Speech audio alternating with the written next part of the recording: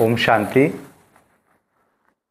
प्रजापिता ब्रह्मा कुमारी ईश्वरीय विश्वविद्यालयेर उद्योगे सारा भारतवर्षव्यापी आमादेर 1 लक्ष यूनिटेरो बेशी रक्त संग्रहेर अभियान चलছে এবং তৎসঙ্গে নেপাল দেশও আমাদের সাথে যুক্ত হয়েছেন, তারাও ব্লাড ডোনেশন ক্যাম্প করছেন।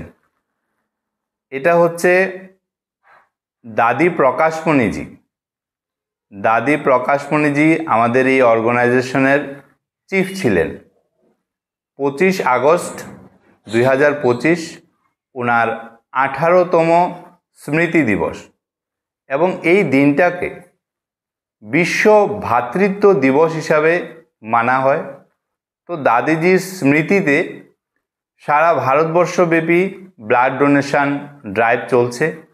এই ড্রাইভের শুভ উদ্বোধন করেন আমাদের কেন্দ্রীয় স্বাস্থ্যমন্ত্রী শ্রীযুক্ত জেপি নাড্ডা মহোদয় গত 17ই আগস্ট।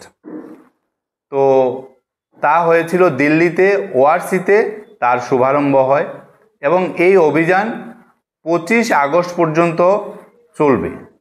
তারই অঙ্গ হিসাবে আমাদের ত্রিপুরা রাজ্যে প্রজাপিতা ব্রহ্মা কুমারী ঈশ্বরীয় বিশ্ববিদ্যালয়ের গুয়াহাটি, ত্রিপুরা এবং বাংলাদেশের যিনি মুখ্য সঞ্চালিকা আমাদের রাজযোগিনী জুনালী বেহেনজির নেতৃত্বে আমাদের ত্রিপুরার মধ্যেও গত 22 আগস্ট হয়েছে বিশালগড় এবং ধর্মনগরে। আজ 23 আগস্ট হচ্ছে আগরতলা রামনগরে।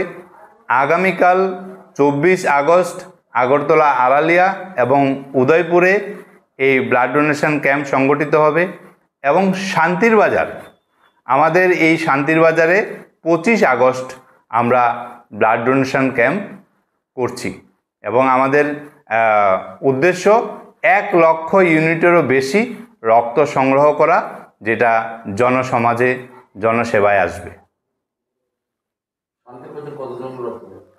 শান্তির বাজার আমরা আপাতত 20 থেকে 25 জনের একটা টার্গেট রেখেছি, কিন্তু আমাদের আশা অত্র এলাকার আপনারা যারা সহযোগী আছেন, বিশিষ্ট করে যুবক যুবতীরা যদি আসে, আমাদের এই ইউনিটের সংখ্যা আরও বাড়বে।